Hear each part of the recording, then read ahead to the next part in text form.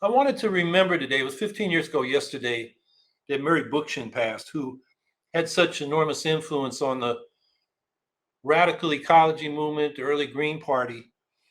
You know, it was 70 years ago when he started connecting the social question of justice and freedom to the environmental question, the environmental crisis. He wrote essays back in the early 50s on the problems of chemicals in food. And then he wrote a book, I think it was 1962, called Our Synthetic Environment, which came out before Rachel Carson's Silent Spring. Covered a lot of the same ground, although more than pesticides, he covered other toxics and nuclear power issues, and had a much more radical perspective on, what we should do about it. I mean, he always used to say, this is how he connected the social and environmental questions. In order to reharmonize humanity with nature, we've got to reharmonize human with human.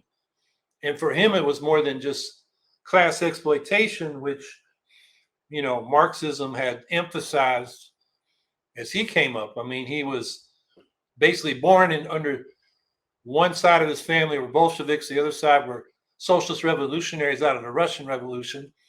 Then he was a young pioneer like the Boy Scouts for the Communist Party in the Bronx back in the 20s and 30s. And then he became a Trotskyist and eventually a more libertarian socialist. And so he had come up in that movement, but by saying it wasn't just class, it was hierarchy and domination. And that brought in the questions of the domination of women by men and one ethnic group by another. And so he was intersectional way before that word was even invented. And the thing I think particularly relevant for Greens today was his approach to local politics where we can have a big influence. And that was to emphasize grassroots democracy, direct democracy, and citizen assemblies, what we sometimes call people's assemblies, and then having representatives or delegates really of those assemblies go to city councils so that the power was really at the grassroots and everybody could participate. And then bringing the economy under the administration of that direct democracy as well as the politics. So I get a lot of questions about Murray Bookchin. I did work with him quite a bit in the 80s. I knew him from about really the first Seabrook occupation. I actually had him come to a rally that was post-occupation. That was 1977, the big one, where 1,414 of us were arrested. And that was his introduction to the Clamshell Alliance, which he became involved in. He was living in New Jersey at the time, wasn't aware that we were about to occupy the Seabrook nuclear power plant site and put the anti-nuclear movement on the map.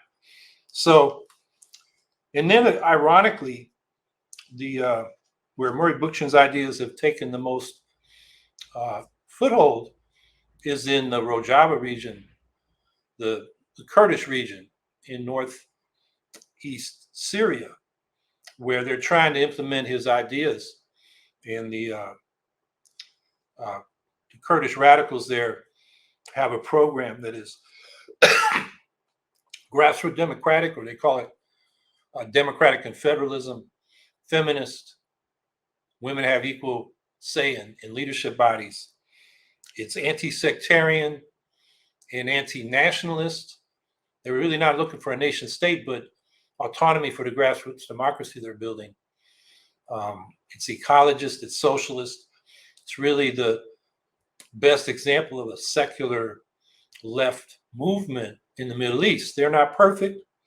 They did come out of a traditional kind of Stalinist national liberation movement to these new politics, and maybe haven't completely abandoned their politics, particularly because they're fighting wars against the jihadis and the Turks and the Assad.